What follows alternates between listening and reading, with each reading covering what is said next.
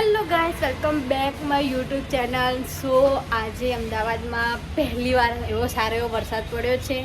અને હા, હું વરસાદમાં નાઈન બી આવી છું અત્યારે. તો આજે મેં મમ્મીને કીધું, મમ્મી આજે મારે વરસાદમાં માલપુઆ ખાવા છે, જે ઓલરેડી બધા બનાવતા હોય માલપુઆ ગળ્યા એ ખાવા છે. તો મમ્મી કીધું સારું ચાલ બેટા, હું બનાવી દઉં માલપુઆ. તો મમ્મી માલપુઆ બનાવતો, હું માલપુઆની રેસીપી તમને બતાવું એ કેવી રીતે બની. અને વરસાદમાં માલપુઆ ખાવાની બહુ જ મજા આવે ગાઈસ. તો હું તમને આગળ માલપુઆની રેસીપી બતાવું, મમ્મી માલપુઆ બનાવશે એ બી તમને બતાવું. તો તમે મારો વ્લોગ કન્ટિન્યુ જોડાયેલા રહેજો. અને મારો વ્લોગ જોવા માટે લાઈક, સબસ્ક્રાઈબ, શેર જરૂરથી કરજો. જો ગાઈસ, અમદાવાદનું વાતાવરણ આજે વરસાદનું કેટલું મસ્ત જોરદાર છે ને. અને અમારે ઘરની બાલ્કનીનો નજારો છે.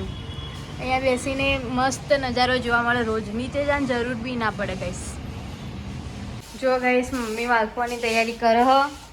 ગોળ અને ઘઉંનો લોટ રેડી કરી નાખ્યો છે. બસ હવે આમાં પાણી નાખશે અને થોડું પેસ્ટ થવા દેશે. ગાઈસ, પહેલો વરસાદ આવે ને એટલે મીઠું ખાવાનું બનાવવું પડે. કોઈ માલપુઆ બનાવે, કોઈ ભજીયા બનાવે, કોઈ શીરો બનાવે, લાપસી બનાવે. અમે માલપુઆ બનાવીએ છીએ. વરસાદના વધામણા અમે આજે કરીએ છીએ. માલપુઆ બનાવીએ એટલે વરસાદ આવે ને એટલે ખુશી થાય, એટલે માલપુઆ બનાવીએ છીએ ગાઈસ.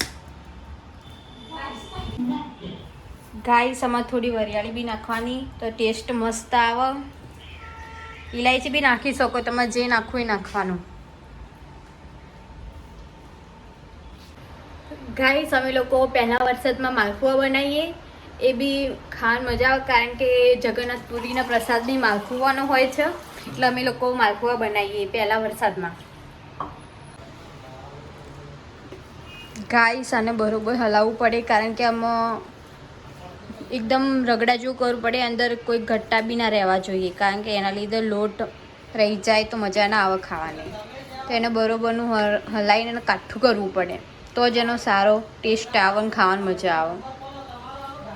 જો ગાઈસ, આના તેલમાં તળ્યા છે મમ્મીએ પહેલી વાર. હો ગાઈસ, લાગે છે સારા બનશે.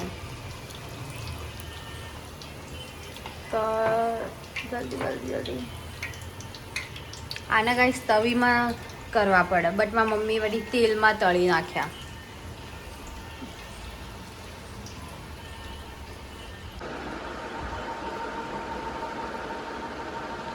કેવા બને પપ્પા માલપુઆ? એક નંબર બનાય ના હોય તાર મમ્મી બનાય નાસ્તો તો ખોમી જ ના હોય ને. તાર મમ્મીની રસોઈમાં સહેજ પેલું ખોમી હોય જ નહીં. એકદમ ટેસ્ટી બને, જોરદાર. ગાઈસ, એકવાર તમે આવી રીતે બનાવીને ટ્રાય કરજો, બહુ મજા આવશે ખાવાની. હો, ટેસ્ટ બી એટલા મસ્ત લાગશે ને, ગળે એકદમ જોરદાર. તમે આમાં ઇલાયચી અને કાળા મરી નાખજો તો ઓર વધારે ટેસ્ટ આવશે.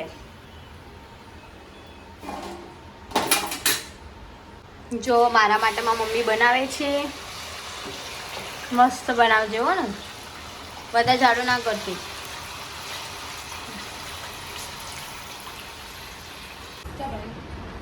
ગાઈસ, હું ટેસ્ટ કરું છું કેવા બન્યા છે.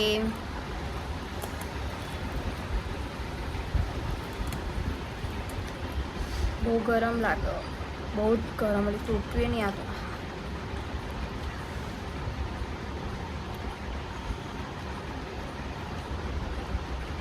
મસ્ત બનાવ્યો.